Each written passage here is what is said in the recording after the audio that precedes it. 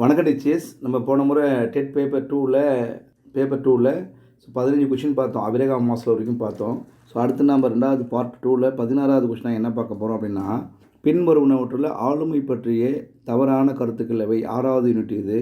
சரிங்களா?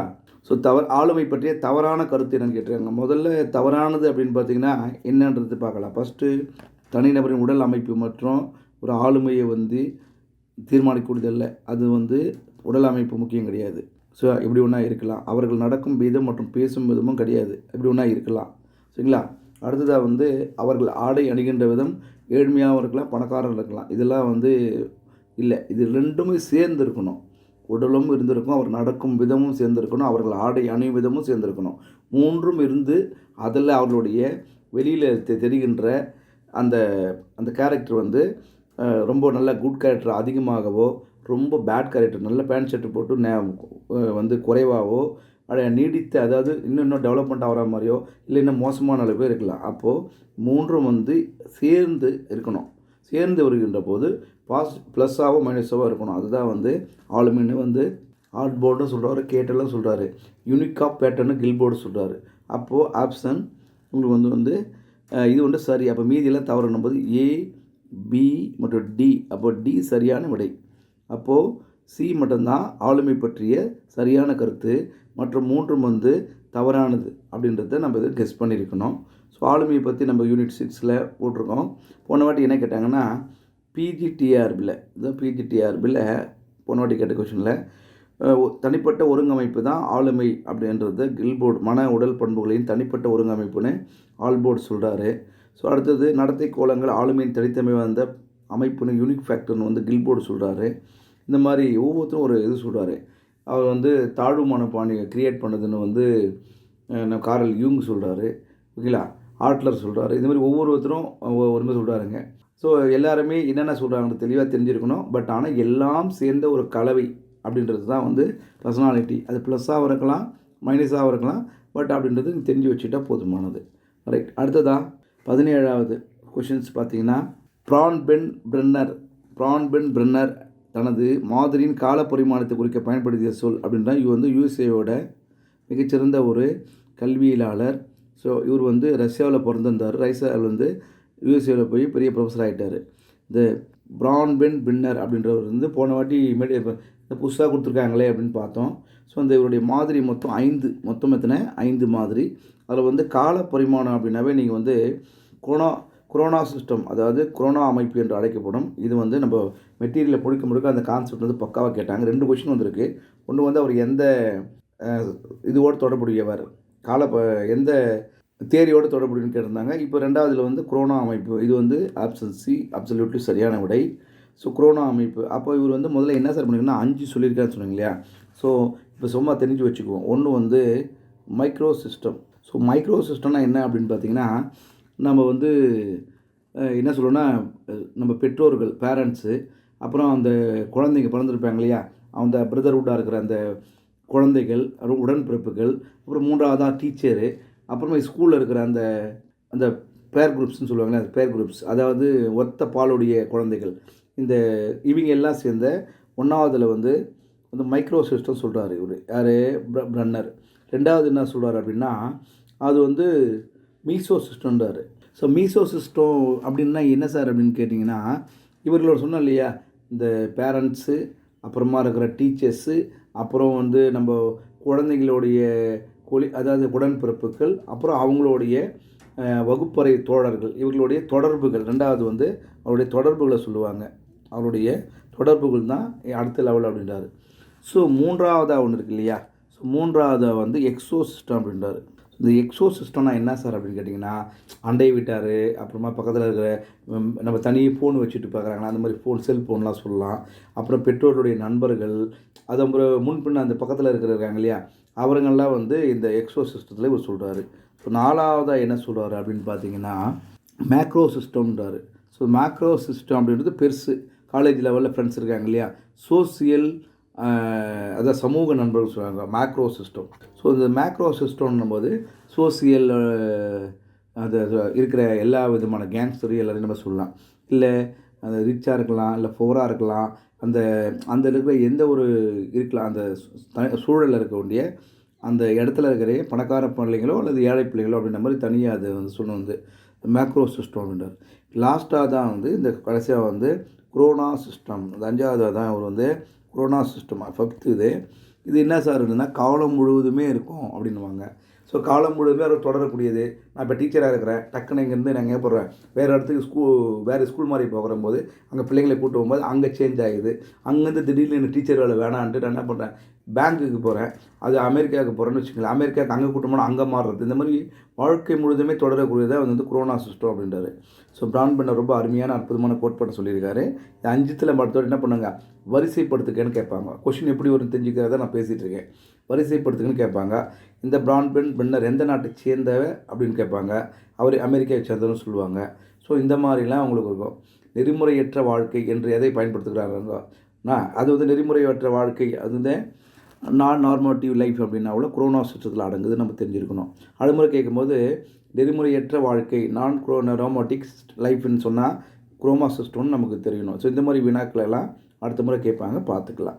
ஸோ அடுத்ததாக வந்து நான் உங்களுக்கு கொண்டு வந்த இது வந்து நான் சொல்லிட்டேன், நெறிமுறையற்ற வாழ்க்கை, இது நான் நார்மேட்டிக் சிஸ்டம், இது குரோனா சிஸ்டம் 5 வந்து உங்களுக்கு நெட்டில் பேஜ் நம்பர் 125 வால்யூம் 2 வந்திருக்கின்ற ரெஃபரன்ஸ் மட்டும் எடுத்து வச்சுருக்கிறேன். அடுத்ததாக மீண்டும் மீண்டும் தூண்டலினால், அதாவது என்ன பண்ணுறோம், அவருக்கு என்ன பண்ணுறோம், ஸ்டூடெண்ட்டுக்கு வந்து மீண்டும் மீண்டும் தூண்டலினால் படிப்படியாக குறைக்கப்பட்ட துலங்கல் செயல்பாட்டினை, படிப்படியாக குறைக்கப்பட்ட செயல்பாட்டின் பெயரை குறிப்பிடுகின்றாங்க.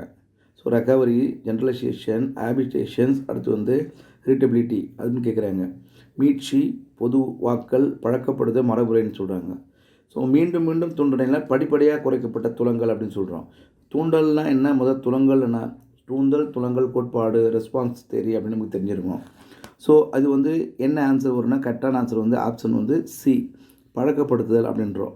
இப்போது ஒரு அது தூண்டல்னால் என்ன, துலங்கல்னால் என்னென்னா, துலங்கல் என்பது என்ன அப்படின்னா ஒருத்தர்கிட்டே ஆட்டோமேட்டிக்காக இருக்கணும். ஓகேங்களா, ஒரு குழந்தை நகம் கடிச்சிட்டே இருக்குன்னா அதான் துலங்கல்.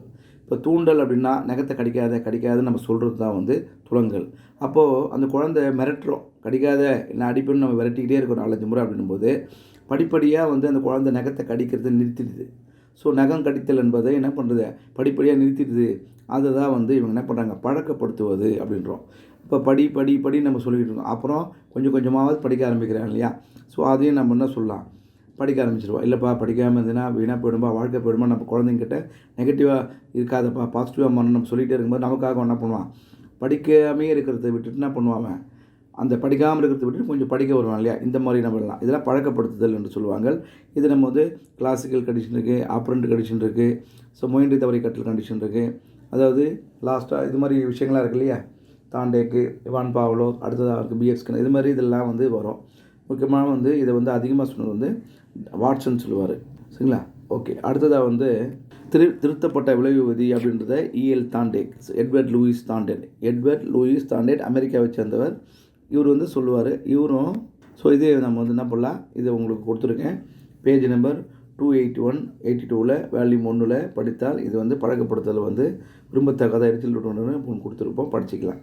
இதுவும் நம்ம ரெஃபரன்ஸ் வந்து படிச்சிருந்து வந்தது தான். ஸோ அடுத்தது ஸ்டர்ன்பெர்க்கால் அடையாளம் காணப்பட்ட தகவல் செயல்முறைகளின் படிகளை ஒழுங்குபடுத்துக அப்படின்றாங்க.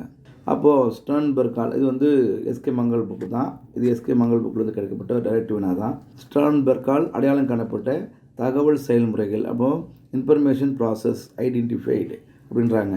ஸோ என்னென்ன அப்படின்னு பார்த்தீங்கன்னா, சரியான விடை என்று சொல்ல போனால் ஆப்ஷன் வந்து பி, ஃபஸ்ட்டு பதிவாக்கும் என்கோடிங் செய்கிறோம். ஸோ அடுத்ததாக என்ன பண்ணுறோம் அப்படின்னு பார்த்தீங்கன்னா, அதாவது இன்ஃபரிங், அதாவது அனுமானித்தல் அப்படின்றாங்க. 3வதாக என்ன சொல்கிறாங்க அப்படின்னா மேப்பிங் பண்ணுறோம், வரைவிலக்கம் செய்கிறோம். 3வதாக மேப்பிங் பண்ணுறோம், வரைவிலக்கம் செய்தல். 4வதாக வந்து அப்ளிகேஷன் பயன்படுத்தல் 4th. அப்போது முதல் ஒன்று பதிவாக்கம் என்கோடிங் பண்ணுறாங்க. ஸோ 2வது வந்து இதுதான் அப்படின்னு அனுமானிக்கிறாங்க. 3வதாக வந்து அவர் என்ன பண்ணுறாங்க, மேப்பிங் பண்ணுறாங்க, இப்படி தான் இருக்குன்ற. 4வதாக தான் என்ன பண்ணுறாங்க, ஸோ அப்ளிகேஷன் பண்ணுறாங்க அப்படின்ற சொல்கிறாரு. ஸோ ஆப்ஷன் பி வந்து இது சரியான விடை. இதை வந்து நான் உங்களுக்கு முழுமையாகவே சொல்லணுன்றதுக்காக ராபர்ட் ஸ்டர்ன்பெர்க் அப்படின்றவர் வந்து புலனாய்வு கோட்பாடு அதன்படி நான் என்ன சொல்கிறார் அப்படின்னா, இன்டெலிஜென்ட் அதாவது நுண்ணறிவில் இது ஒரு தியரி, இது எஸ்கே மங்கள் புக்கில் இருக்கிற ஒரு வினா தான், ஒன்றும் ஒரி பண்ண முடியதில்லை. ஸோ தகவல் செயலாக்க அணுகுமுறையின்படி ஒரு சிக்கலை தீர்க்க பயன்படுத்துகின்ற முக்கியமான படிகளை வரிசைப்படுத்துகிறார். ஃபஸ்ட்டு வந்து என்ன பண்ணுறாரு அப்படின்னு பார்த்தீங்கன்னா, என்கோடிங் பதிவாக்கம் பண்ணுறாரு. அடுத்ததாக வந்து இன்ஃபரிங் அனுமானிக்கிறாரு. மூன்றாவதாக வந்து வரைவிலக்கம் செய்தல் மேப்பிங் பண்ணுறாரு. ஸோ ஏ முதல் பி அல்லது பி சி முதல் டி இந்த மாதிரி ஏதாவது பிளான் பண்ணுறாரு. மேப்பிங் ஃபைனலாக வந்து பயன்படுத்துது அப்ளிகேஷன். இறுதி கட்டமாக இதை வந்து சொல்கிறாரு அப்படின்றத நீங்கள் புரிஞ்சுக்கிட்டால் ஓகே. இது வந்து கொஞ்சம் டஃப்பான வினான்னு நீங்கள் எடுத்துக்கலாம். அடுத்ததாக முன் குழந்தை பருவத்திலிருந்து குமரப்பருவம் வரும் வரை இணையுறை மற்றும் மயிரினட்டுகள் முளைத்தண்டின் எந்த பகுதி கவனத்தையும் உணர்வையும் ஏற்படுத்துகிறதுன்னு கேட்குறாங்க. ஸோ அடலசன்ஸ் என்ற புத்தகத்தை எழுதியவர். ஸோ இது வந்து குமரப்பருவம் என்ற புத்தகம் எழுதியவர். அப்படின்னா குமரப்பருவம் என்ற புத்தகம் எழுதியவர் யாருன்னு கேட்டாங்கன்னா ஸ்டான்லியால்.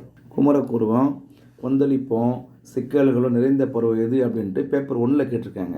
ஸோ இந்த முறை இதை கேட்டிருக்காங்கன்னா அதில் வந்து அதுதான் மயிரினட்டுகள் முளைத்தண்டின் எந்த பகுதி கவனத்தையும் உணர்வையும் அதாவது என்ன பண்ணுவாங்க அட்டென்ஷனையும் ஸோ சென்ஸு அதை அவங்களோட ஃபீலிங்ஸையும் ஏற்படுத்துகிறது அப்படின்றாங்க. இதில் வந்து செரிபல்லியம் சிறுவளைய உருவாக்கம் இப்போகாம்பஸ் கார்பஸ் குலோசம்னா மூளை 2 தண்டுவத்தை இணைக்கணும்னு நமக்கு தெரியணும். ஸோ இது எல்லாமே வந்து சின்ன மூளை பெரிய மூளைன்னு தெரியும். இது ஆன்சர் சரியானதாக பார்த்தா என்ன ரெட்டிகுலர் ஃபார்மேஷன் இருக்குது சிறுவளைய உருவாக்கம்னு கொடுத்துருக்காங்க. இது ஆப்ஷன் வந்து பி சரியான விடை. எப்படி அப்படின்னு பார்த்தீங்கன்னா இந்த சிறுவளைய உருவாக்கம் ரெட்டிகுலர் ஃபார்மேஷன் மூளைத்தண்டில் பிரெயினோட ஸ்டோமில் அமைந்துள்ள ஒரு சிக்கலான நரம்பு வலைப்பின்னல். ஓகேங்களா, இதுதான் வந்து இந்த அமைப்பு கவனம் மற்றும் உணர்வு நிலையை குறிக்கிறதுன்றான். கவனம் அது அட்டென்ஷனையும் அதாவது அவங்க வந்து கான்சியஸ்னாக இருக்காங்களா அப்படின்ற உணர்வுலையும் இது குறிக்கிறது. ஸோ அடுத்த முறை கேட்பாங்க, எப்படி கேட்பாங்கிறதுக்காக இது கொடுத்துருக்கேன். சரிங்களா.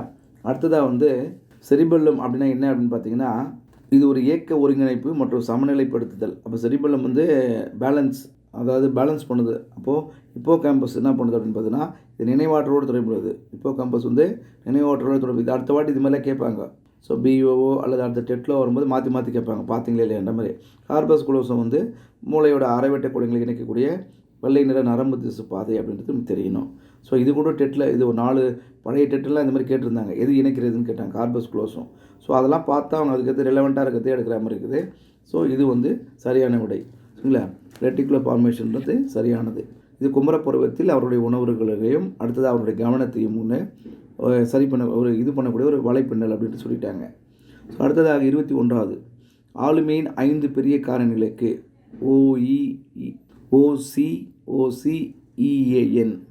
ஓசிஎன் அப்படின்னு சொல்லலாம் மீத்திறன் பண்புகளை அவற்றின் குறுகிய பண்புகளை வரிசைப்படுத்துன்னு கேட்குறாங்க.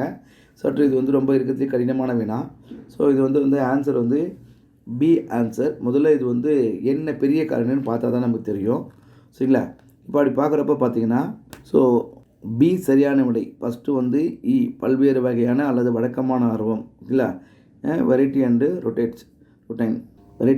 ரொட்டைன். அடுத்ததாக வந்து பார்த்திங்கன்னா பி பார்த்திங்கன்னா கவனமாக அல்லது கவனக்குறைவான. அடுத்ததாக வந்து ஏ வந்து சமூகமான அல்லது ஒதுங்கி போகின்ற. அல்லது அடுத்து வந்து சி வந்து நம்பிக்கை அல்லது சந்தேகங்கள். லாஸ்ட்டாக வந்து பல்வேறு வகையானது வழக்கமான ஆர்வம்னு கொடுத்துருக்காங்க. So option B. ஸோ இது என்னன்னு பார்த்தீங்கன்னா இது ஃபஸ்ட்டு வந்து கோர்டன் ஆல்போர்ட் மற்றும் என்ட்ரி ஓபர்ட் இவங்கெல்லாம் வந்து 4000க்கும் மேற்பட்ட ஆளுமை விளக்க சொல்கிறேன் ஆரம்ப பட்டியலை வந்து உருவாக்கி அதை ரேமண்ட் கேட்டல் என்பவர் வந்து 16 காரணிகளாக உருவாக்கினார் அப்படின்றாங்க. ஆளுமையாக 16 விதமான ஆளுமை காரணிகளை வந்து குறைக்கிறார் இது எல்லாத்தையும். ஸோ எர்னஸ்ட் டூப் மற்றும் ரேமண்ட் கிறிஸ்டல் அப்படின்னு 2 பேர் என்ன பண்ணுறாங்கன்னா 1960களில் முற்பகுதியிலும் அமெரிக்க விமானப்படை அதிகாரிகள் மீது தங்கள் ஆராய்ச்சியை தொடர்ச்சி 5 காரணிகளுக்கு மீது அடையாளம் கண்டார்கள். அவருக்கு தான் 5 ஃபஸ்ட்டு ஆரம்பித்தாங்க. ஆனால் லாஸ்ட்டாக வந்து வாரன் நார்மன் ஒரு 5 காரணிகள் அமைப்பை பிரபலப்படுத்தினார். இன்று பயன்படுத்துகின்ற இதெல்லாம் வந்து அவர் பிரபலப்படுத்தினார். லூயிஸ் கோல்ட்பர்க் என்பவர் வந்து பரவலாக பயன்படுத்துகின்ற த பிக் 5 இந்த பிக் 5 என்பதை முதல்ல இப்போ ஃபைனலாக கொடுக்குற லூயிஸ் கோல்ட்பர்க் இவர் வந்து வார்த்தையை அறிமுகப்படுத்தினார். 1980 இந்த மாதிரி முக்கிய ஆதரவாளராக இவர் வந்து செயல்பட்டார்ன்றார். அப்போ இதை வழங்கியவர் யாருன்னு கேட்டிங்கன்னா நார்மன் இல்லையா, வாரன் நார்மன். அடுத்ததாக கீழே வந்து இதுக்கு பிரபலப்படுத்திடுவார் லூயிஸ் கோல்ட்பர்க் அப்படின்றது கொடுத்துருக்காங்க. அடுத்த முறை இது என்ன ஏதுன்னு தெரிஞ்சு வச்சுருந்தா தான் அடுத்து கேட்குறப்ப கூட புரிஞ்சுக்கிறதுக்கு ஈஸியாக இருக்கும். ஸோ இது வந்து ஓப்பனஸ் அனுபவங்களையும் திறந்த கவனம். இதில் வந்து ஒன்று விளக்கம் கொடுத்துருக்காங்க. அப்புறம் சி அப்படின்னா கன்சிஸ்டன்சினஸ் அப்படின்னா மனசாட்சி. அடுத்ததாக வந்து ஓசி. அடுத்ததாக பார்த்திங்கன்னா ஈனா எக்ஸ்ட்ரோவர்ஷன்.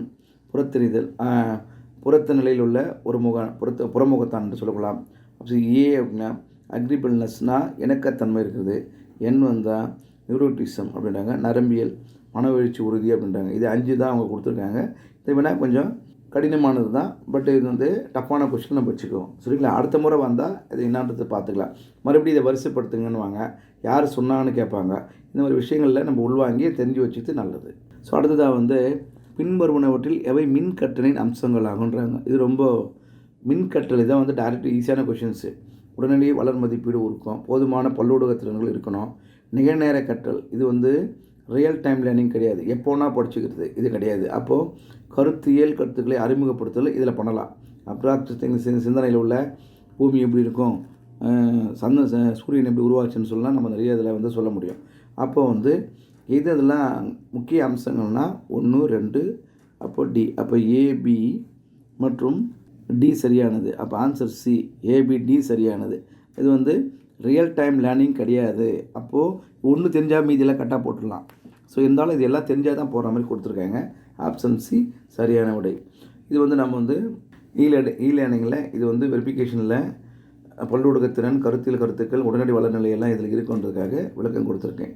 ஸோ அடுத்ததாக 23வது வினா, பின்வருவனவற்றில் எது சொல் சார்ந்த நுண்ணறிவு சோதனை அல்ல?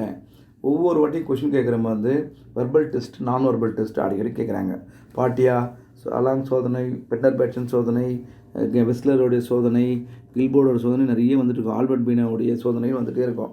ஸோ இருந்தாலும் இதில் வந்து என்ன சொல்கிறேன்னா, சொல் சார்ந்த வெர்பல் அப்படின்றது தெரிஞ்சால் கட்டாக போட்டலாம். அப்போ தகவல்களை புரிந்து கொள்ளுதல் வெர்பல், ஓகேங்களா?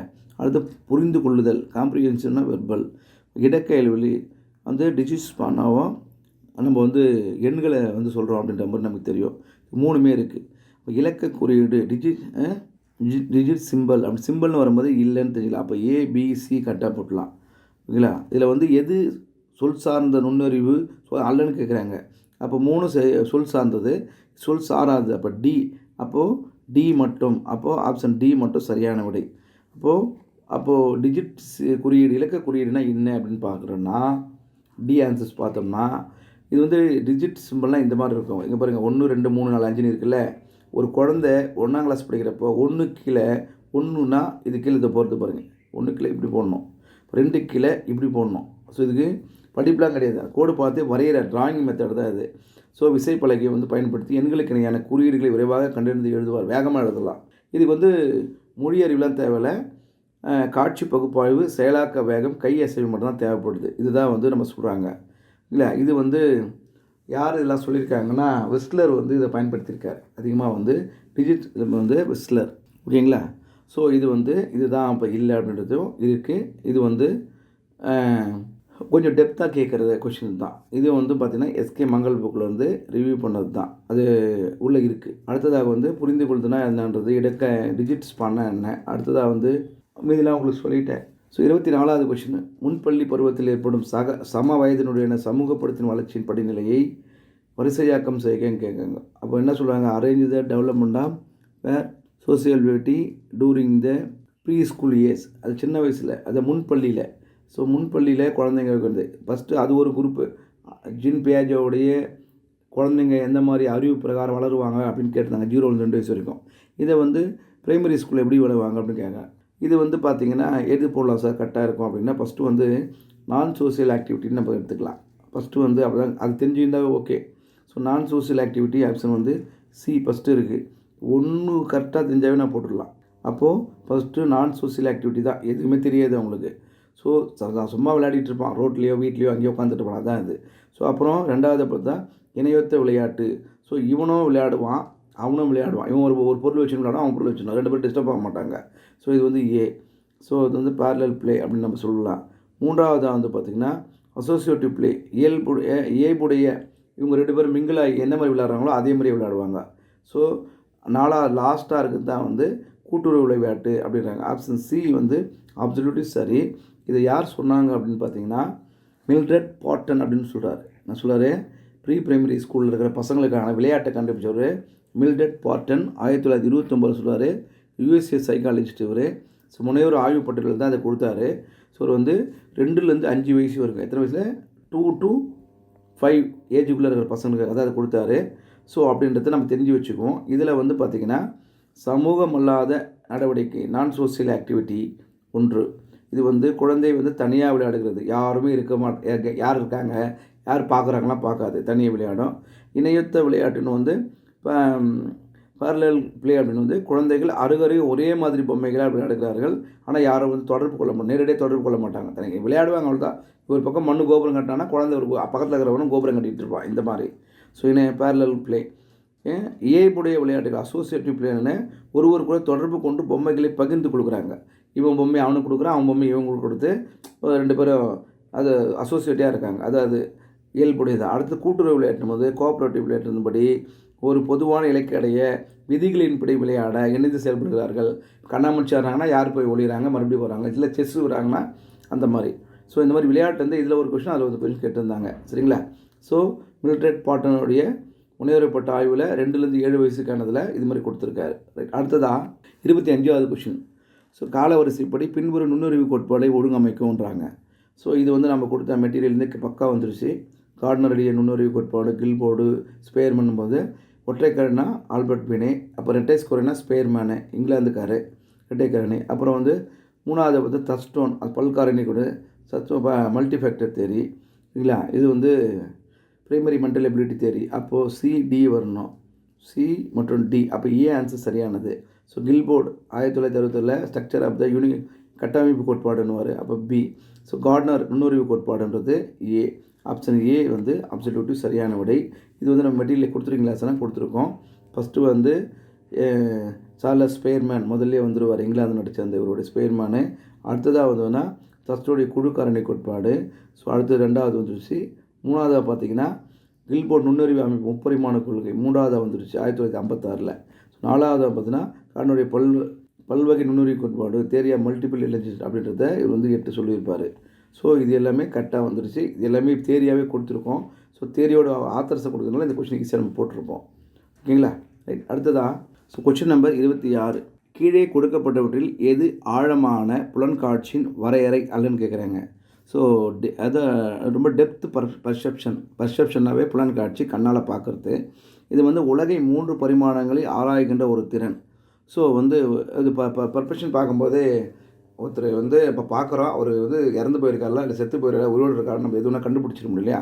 அங்கே எந்த மாதிரி சுச்சுவேஷனுக்கு பார்க்குறோம் இல்லையா? இது வந்து புலன்காட்சியினுடைய நீளம், அகலம், ஆழம் அந்த மாதிரி எல்லா டெப்த்தையும் நம்ம பார்ப்போம். ஒரு பொருளை பார்த்தா கூட அப்படி தான் பார்ப்போம். அதனால் வந்து இது வந்து புலன்காட்சியின் வரையறையில் முழுமையான வரையறை. ஒரு செங்கல்னால் எப்படி இருக்கும் அப்படின்றது செவ்வக வடிவில் இருக்கும் அப்படின்னு நம்ம ஃபிக்ஸ் பண்ணோம் இல்லையா? இதுதான் வந்து 3/3D சொல்லுவாங்க. ஸோ இது மாதிரி கட்டானது. அப்போ இது சரியானது. அப்போது 2வது என்ன பண்ணுறா, முழுமை அடையாத புள்ளி விவரங்களை முடிக்கும் போக்கு. அப்படின்னா ஒரு வட்டமாக இருக்குது அப்படின்னா இந்த வட்டத்தில் இங்கே இன்னும் முடிக்கலை. ஸோ முடிக்கலை, நம்மளே என்ன பண்ணுறோம், முடிச்சுட்டு வட்டம்னு நினச்சிக்கிறோம். இல்லை இப்படி இருக்குது சதுரம், இன்னும் முடியல, நம்மளே என்ன முடிச்சுட்டு சதுரம்னு நினச்சிக்குவோம். இந்த மாதிரி வந்து இருக்கும். இது வந்து நம்மளே முடிவு பண்ணிக்கிறது, ஃபிக்ஸ் பண்ணிக்கிறது.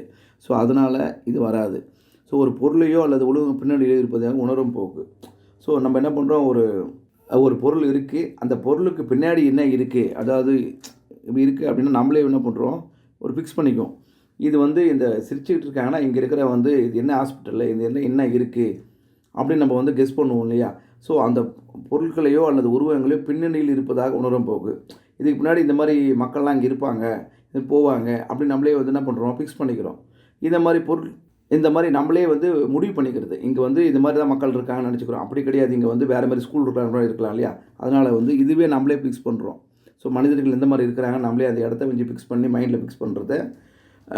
பொருட்களையோ உருவங்களையோ வச்சு நம்ம என்ன பண்ணுறோம், நாமளே ஒரு முடிவு பண்ணுறது வந்து இதுவும் வராது.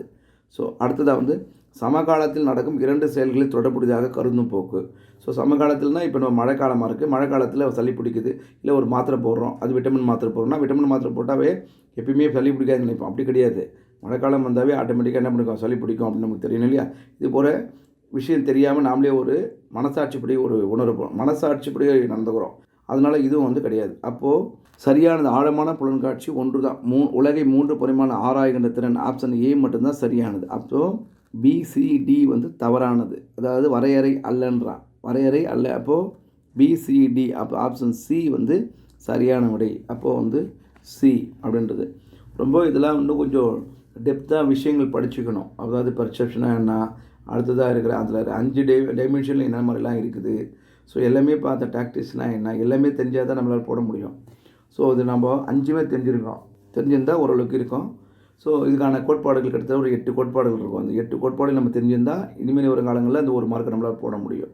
ஸோ இந்த கோட்பாடு யார் சொன்னாங்க, இந்த டெப்த் பர்ஃபெக்ஷன் பற்றி சொன்னாங்க அப்படின்னா, அமெரிக்க ஒளிகள் ஆல்பர்ட் கார்ட்னர் தான் அவர் சொல்லியிருக்கார். இது என்ன சொல்கிறாருன்னா, Albert Gardner frame of mind ஒரு புக் இருக்குது. இந்த பிரேம் ஆஃப் மைண்ட் ஒரு புத்தகத்தில் இந்த விதமான கொள்கைகள்லாம் அவர் உள்ளே வச்சுருக்காரு. ஆழமான புலன்காட்சி என்பது 3 பரிமாணங்கள் நீளம், அகலம் மற்றும் பொருட்களுக்கு இடையிலான தூரத்தை தீர்மானிக்கின்ற ஒரு திறன். ஸோ இதை கரெக்டாக சொல்லிவிடுவோம் பார்த்துட்டு இது அந்த மாதிரி. ஸோ அடுத்தது முழுமையடையாத புள்ளி உரங்களை முடிக்கும் போக்கு. இது கெஸ்டால் உளவியல் கொள்கை. நம்ம க்ளோசர் விதி எனப்படும். இது ஆழமான புலன்காட்சி கிடையாது, நம்மளே முடிவு பண்ணுறது. சரிங்களா? பொருட்களையோ உருவங்களையோ அல்லது பின்னணியில் இருப்பதாக உணரும் போக்கு. இதுவும் கெஸ்டால் ஃபிகர் கிரவுண்ட் பிரின்சிபல்னு சொல்லுவோம். இதுவும் ஆழமான புலன்காட்சி கிடையாது. சரிங்களா? அடுத்ததாக 3வது சமகாலத்தில் நடக்கும் 2 செயல்களை தொடர்புடையாக கருதுகின்ற போக்கும் நம்மளே ஃபிக்ஸ் பண்ணுறது, மைண்டில் ஃபிக்ஸ் பண்ணுறது. அதனால் இதுவும் டெப்த் பர்ஃபெக்ஷன் கிடையாது. அப்போது 3மே தவறு, 1 மட்டும் தான் சரியானதுன்ற பிரேம்ஸ் ஆஃப் மைண்ட்ன்ற புத்தகத்தில் ஆல்பர்ட் கார்ட்னர் குறிப்பிட்ட கோட்பாட்டிலிருந்து இந்த விஷயத்தை நீங்கள் தெரிஞ்சுக்கலாம். பின்வரும் 27வது பின்வரும் செயல்பாடுகளில் எது முழு நிலை இயக்க கோட்பாட்டை எளிதாக்குகிறது அப்படின்னு கேட்குறாங்க. ஸோ எது முழு நிலை இயக்க கோட்பாட்டை எளிதாக்குறது அப்படின்னு தான் தவழுதல், அடைதல், நிற்றல், நடத்தல், ட்ராவலிங், ரீச்சிங், ஸ்டாண்டிங், வாக்கிங் கொடுத்துருக்காங்க. ஸோ இது என்ன சார் அப்படின்னு பார்த்தீங்கன்னா, இது அர்னால்டு கெசல். ஸோ இந்த குழந்தை உளவியலுடைய ஒரு கொட்டேஷன். இது கொடுத்த அவருடைய மெச்சுரிசேஷன் ப்ராசஸ். இதில் பார்த்தீங்கன்னா குழந்தை முதல்ல என்ன பண்ணுறாங்கன்னா, எது முழுநிலை இயக்க மேம்பாட்டை எளிதாக்குறது அப்படின்றாங்க. ஸோ ஃபஸ்ட்டு எப்படி எளிதாக்குதுன்னா, ஃபஸ்ட்டு தவழும் குழந்தை, அது நமக்கு தெரியும். அப்புறமா நிற்கும், அப்புறம் நடக்கும். ஸோ இதில் இப்போ அடைதெல்லாம் ரீச்சிங்னா, அது ஒரு ரீச்சிங்னா நம்ம செய்ய வேண்டிய சும்மா ஒரு வேர்டு. அது பிரகாரம் குழந்தை முழு நிலை இயக்க மேம்பாடுன்னு சொல்கிறான். So motor development, cross motor development, ஒரு குழந்தை என்ன பண்ணுறது. அப்போ இது 3 தான் வரும். அப்போ அடைதல்ன்றது வராது. ஸோ அப்போ பார்த்தீங்கன்னா பி. ஸோ தவழுதல், நிற்றல், அப்புறம் என்ன பண்ணுறோம், நடத்தல். அப்போ 3மே வருது. அப்போது பி சரியானது. அப்போ ஏ, அடுத்ததாக சி, அடுத்ததாக டி. அப்போது அடைதல் மட்டும்தான் இல்லை அப்படின்றது நம்ம போடணும். இது என்ன சொல்லுவாங்க, கிராஸ் மோட்டார் டெவலப்மெண்ட்ன்ற இதில் இது பார்த்திங்கன்னா ஒரு பச்சிலம் குழந்தைகள் பொதுவான அடிசல் செயல்கள் பற்றி நம்ம ஃபுல்லாகவே கொடுத்துருந்தோம். பட் இன்னும் கொஞ்சம் அடிச்சலாக அந்த டெப்த்திங்கோடு இருக்குது. உறிஞ்சுதல் சக்கினா உதடுகளை தொடும் எதையும் உறிஞ்சும் சப்பும் அப்படின்றது. ரூட்டிங்னா என்ன அப்படின்னா, கண்ணத்தை தொடுகின்ற போது தலையை திருப்பி பார்க்கும். ஸோ இந்த மாதிரி விஷயங்கள்லாம் கொடுத்துட்டு இருந்தோம். இப்போ இது என்ன பண்ணோம், அர்னால்டு கெசல் தான் 20ஆம் நூற்றாண்டில் முதிர்ச்சி கோட்பாடு, அதாவது குழந்தை உளவியலில் ஃபேமஸ்ஸு. ஸோ குழந்தை உளவியல் அப்படின்ற ஒரு இதில் ஃபேமஸ்ஸு. அதனால நெறிப்புழை அப்நார்மல் சைக்காலஜியோடைய ஃபாதர் அர்னால்டு கெசல் தான். ஸோ இவர் தான் இதெல்லாம் கொடுத்துருக்காரு, இந்த வரிசையை. ரைட்டுங்களா? அடுத்ததாக 2 கூறுகள் கீழே கொடுக்கப்பட்டுள்ளது. என்ன? ஃபஸ்ட்டு 1 கூற்று 1. ஆரம்ப மாதங்களில் குழந்தைகளுக்கு உணர்ச்சி நிலைகளை ஒழுங்குபடுத்துவதற்கான குறைந்த திறன் மட்டுமே உள்ளது. ஆமாம். கூற்று 2. குழந்தையின் முன்பக்கத்தின் அதீத வளர்ச்சியானது மூளையின் முன்பக்கத்தின் அதீத வளர்ந்து இம்போகாம்பஸ் அதான் முன்னாடி இருக்கும். ஸோ குழந்தையின் சகிப்புத்தன்மை அதிகரிக்கிறது. ஆமாம், சகிப்புத்தன்மையும் மெச்சூரிட்டியும் அதுதான் அதிகரிக்கிறது. ஸோ அது வளர இதுவும் வளரும். அப்போது 2மே சரியானது. கூற்று 1 மட்டும் 2 2மே சரியானது. Option A absolutely correct. அப்போது இது 2மே சரியானது. ஏன்னா எல்லாமே குழந்தைகளுடைய வெளிப்புற எல்லாத்தையுமே என்ன பண்ணுது, மெச்சூரிட்டியே இல்லாமல் தான் இருக்கும் ஃபஸ்ட்டு. ஸோ அது மூளையின் முன்மடல்கள், ஃப்ரண்ட் லோப்ஸ் இருக்கு இல்லையா, உணர்ச்சி கட்டுப்பாடு, தூண்டுதல் இதெல்லாம் இருக்கும். முடிவெடுத்தல் எல்லாமே இங்கே தான் ரன் ஆகிட்டுருக்கும். இது ரொம்ப அதிகமாகிடுச்சு அப்படின்னா டிரான்ஸ்கூலியர்ன்ற மருந்தை போடுவாங்க. ஸோ அதிகமாகிட்டால் என்ன பண்ணுவோம், ஒரு மென்டல் ஸ்டேஜ் மாதிரி ஆகிடுவாங்க. அதனால் டிரான்ஸ்கூலியர் மருந்தை போட்டு அவங்க என்ன மெடிக்கல் ஹாஸ்பிட்டலில் சேர்த்துருவாங்க. ஸோ அந்த மாதிரி இதனுடைய விஷயங்கள் எல்லாத்தையும் கட்டுப்படுத்துறது இதனுடைய ஃப்ரண்ட் லோபோடைய முக்கியமான வேலைகள் அப்படின்றது கரெக்டாக தான் இருக்குது. 2மே சரியான விடை. ஸோ 29வது பின்வரும் நூற்றில் எது நுண்ணறிவு பற்றிய தவறான கருத்து. ஸோ தவறான கருத்துக்கு முன்னாடி எது சரியான கருத்துன்னு பார்க்கணும். ஸோ குறிப்பிட்ட வயதிற்கு பிறகு நுண்ணறிவின் செங்குத்து வளர்ச்சி நின்று விடுகிறது. 16 வயசுக்கு அப்புறம் நின்று போது நமக்கு முதல்ல தெரிஞ்சாவே போட்டுடலாம். ஸோ நுண்ணறிவு என்பது அறிதல் சார்பு தொடர்புடையது, நாலேஜ் மட்டுமே தொடர்புடையது மட்டும் அப்படின்றாங்க. இதுவும் ஒரு கூறுன்னு சொல்லணும். அப்போது இதுவும் தப்பு. நுண்ணறிவு என்பது நினைவகம் தொடர்புடையது, நினைவகம் மட்டும் கிடையாது, இதுவும் ஒரு கூறுன்னு சொல்லணும். அடுத்ததாக நுண்ணறிவானது அசாதாரண நடத்தைக்கு எதிரான உத்தரவாதம். அதாவது ஒரு அசாதாரண பைக்கில் விழுவோம் அப்படின்னா, அதுக்கு முன்னாடி ஜெர்க்காகி எழுந்து நின்று வண்டியை கரெக்டாக ஓட்டுவோம். நம்மளே என்ன பண்ணிட்டேன், ஒரு உத்தரவாதம்லாம் கிடையாது. உத்தரவாதம் கிடையாது. எப்படியா இருந்தாலும் நடந்துடும். ஸோ இது 3மே தவிர அப்போ வந்து 16 வயசு கூட செங்குத்து வளர்ச்சி, அரிசாண்டிகள் வளர்ச்சி, அப்புறம் என்ன பண்ணோம் வெர்டிகல் வளர்ச்சி. சரிங்களா? அப்போது 2மே இருக்குது. அப்போது இதை பற்றி விஷயங்கள் பார்த்தீங்கன்னா, ஆப்ஷன் டி ஏ மற்றும் பி மற்றும் டி மற்றும் தவறானது அப்படின்றது ஆட்டோமேட்டிக்காக எடுத்துடலாம். ஒன்று மட்டும் தான் சரியானது தெரிஞ்சாவே போட்டிருக்கலாம். ஸோ உங்களுக்கு வந்து இதில் வந்து பேப்பர் 2 பேஜ் நம்பர் 330 வால்யூம் 1ல் இதில் கொடுத்துருக்கோம். 15 வயசு இருக்கு இல்லையா, இந்த மேலே குறிப்பிட்டபடி ஸ்டான்போர்ட் பீனை சோதனையில் உடற்பயிற்சி 15 வயதில் நின்று விடுகின்றார். 16 வயசுக்கு மேற்பட்ட பிறந்த குழந்தை எடுத்துக்கொள்வது இல்லை. அப்போது 15 வயசோடு நின்றுச்சுன்னு என்ன பண்ணுறேன், ஸ்டான்போர்டும் பீனோவும் வந்து 1916லேயே வந்து அவங்களுடைய மெஷர்மெண்ட்டில் சொல்கிறாங்க. பட் 1937 2வது பதிப்பு திருத்தப்பட்ட பதிப்பில் இன்னும் வந்து விளக்கங்கள் கொடுக்குறாங்க. ஸோ அப்போது இது வந்து செங்குத்து என்ன பண்ணுறாங்க, அதாவது செங்குத்து வளர்ச்சி நின்று விடுகிறது. அப்புறம் என்ன பண்ணுறாங்க, அதுக்கப்புறம் கிடைமட்ட வளர்ச்சி வந்து இன்க்ரீஸ் ஆகுது அப்படின்றாங்க. ஸோ இது வந்து நம்ம அந்த ஒரு விஷயம் தெரிஞ்சதாக கூட போட்டுக்கலாம்.